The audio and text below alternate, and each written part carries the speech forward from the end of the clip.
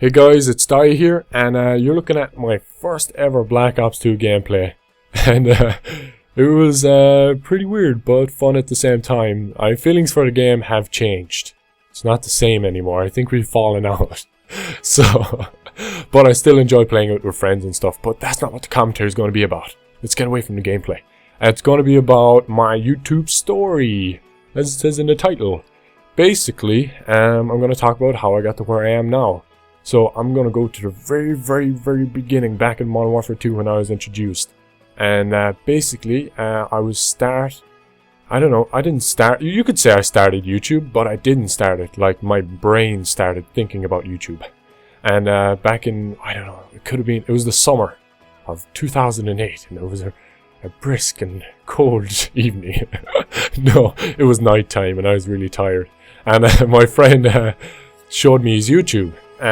Soldier Gaming, and I was like, wow, this is like the most amazing thing ever. Like, people see what you do and they interact with you, and they're all like, oh, this is really nice, or oh, this is good gameplay and stuff, and like the positivity was nice to see, and I enjoyed watching it, and I don't know, it just seemed like, a fun thing to do. So like for a year, like I was in school, you know, I watched YouTube videos, and I continued school, and as I was getting to a point where I had to decide what to do for the future, YouTube wasn't one of those things, but I still didn't know what to do. So I took a year out, and I'm actually on my second year out before I go to college, and I decided that I would try YouTube and see how it goes.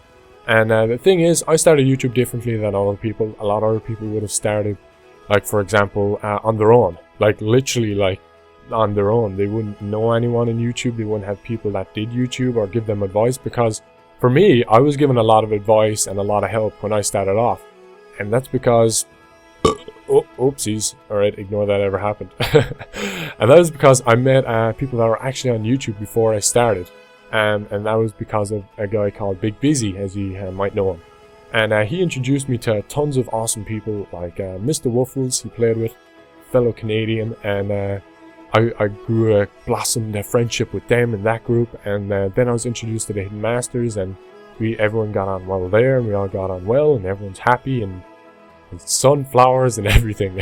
And I was also introduced to Irish commentators like Palestinian, who doesn't do YouTube anymore, and Braid, who's been doing it for quite a long time. And I was introduced to all these people, and like when you play with them for quite a long time, I think it was like 6 months and stuff like that, you create a bond, and like you ask each other advice and basically just talk about a lot of different things. So they were there for me when I started off, and basically I had an over expectation when I started YouTube. I expected to be like explode and everyone would love me. But then what I realized was that when I would make a video, it wouldn't like it. Well, I loved it at the start, creating videos, seeing the feedback. But like I didn't hit the marks that I wanted to, and they were unrealistic, to be honest. Because the way I think of it is, it's a market out there, right? You're selling your video. I know I'm putting it in quite business terms, but you're selling your video for this is advice for anyone who does YouTube, and this is what I find anyway, personal advice. And basically, you're selling a product, right? And there's people out there, Nike and Reebok and all those big brands, right? And they got the products, and everyone knows them, and everyone watches them, right?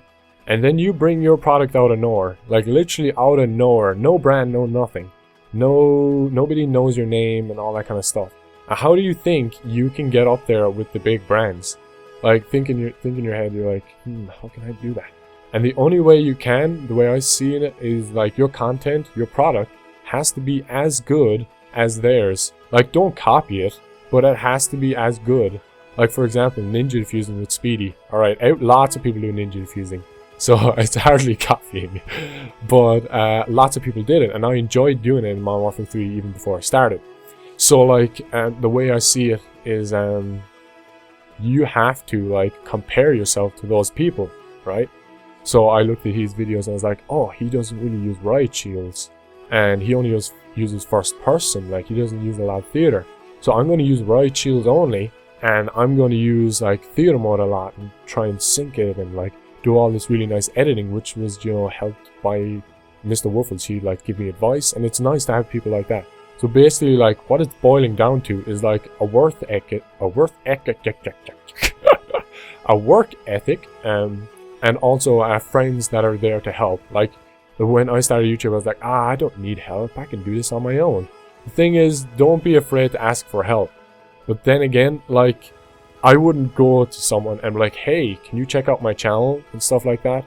Though, like, I ask my friends for help, and also, like, if you do ask someone to check out your stuff, like, make sure it's your best stuff and you're like really proud of it, and it's something that you can say you work long and hard on, and that's like the way to grow, or the way to be noticed as people, or get known as people say, is to make something either original and different, or do something already that someone's done before. So for example, like, I'm not new, like, people have done trolling before, people have done ninja diffuses before, but try and do them differently, or add a different spin to them, or do them and do them better. So you either have to have really good production value, excel in what you do, or get lucky and get a shout out from a million subs. No, the last one's a joke. But the way I see it is either production value, originality, you're either very humorous, and what was the other thing? Oh, my brain froze. I'm sure you remember it. I always make a mistake in a commentary. It's never perfect. But basically, that's how I got to where I am now. Friends and a work, if you can call it effort. Friends and effort. So first the effort, I think, but it worked the other way around. I had friends first. But basically, that's how I got to where I am, and I'm very grateful. That's why I help people. If I see good content, I've no problem helping that out. I've no problem leaving a like and say, hey, that's awesome, you know. But anyway, guys, that's my story, and as always, I hope you enjoyed.